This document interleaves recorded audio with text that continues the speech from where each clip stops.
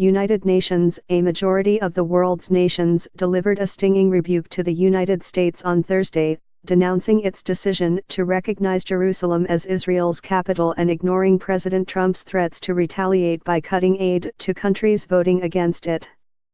In a collective act of defiance toward Washington, the United Nations General Assembly voted 128-9, with 35 abstentions, for a resolution to demand that the United States rescind its December 6 declaration on Jerusalem, the contested holy city.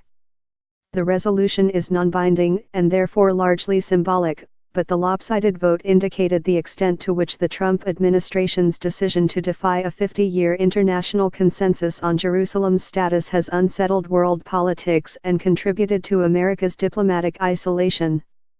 Major allies like Britain, France, Germany, and Japan voted for the resolution, though some allies, like Australia and Canada, abstained. Carrying out a promise to his base of supporters, Mr. Trump's decision on Jerusalem upended decades of American policy, aggravating an emotional issue that has festered since the 1967 Arab-Israeli War, when the Israelis occupied the entire city.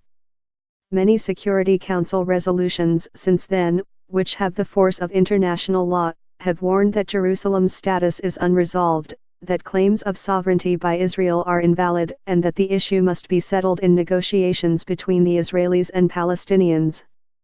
Israel denounced Thursday's vote, likening it to a 1975 resolution equating Zionism with racism, a decision that was repealed after 16 years because of intensive American pressure that included withholding American dues payments to the United Nations. It's shameful that this meeting is even taking place, Israel's envoy to the United Nations, Danny Danon, told the General Assembly. Prime Minister Benjamin Netanyahu of Israel said in a Facebook post, "Israel completely rejects this preposterous resolution. Jerusalem is our capital. Always was, always will be." The American ambassador, Nikki R. Haley, called the vote null and void, declaring that no vote in the United Nations will make any difference on the United States' plans to move its embassy from Tel Aviv to Jerusalem, which she called the right thing to do. "We will remember it when we are called upon once again to make the world's largest contribution to the United Nations," she said of the vote. "And we will remember when so many countries come calling on us, as they so often do, to pay even more and to use our influence for their benefit." The United States mission to the United Nations quickly issued a statement seeking to portray the outcome as a victory because the vote could have been even more lopsided. It cited the 35 abstentions, coupled with 21 delegations that were absent, representing a significant chunk of the total membership of 193.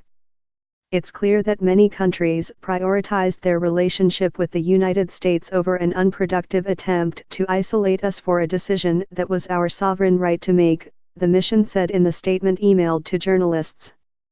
But American Jewish organizations that strongly support Israel saw nothing positive about the outcome of the vote.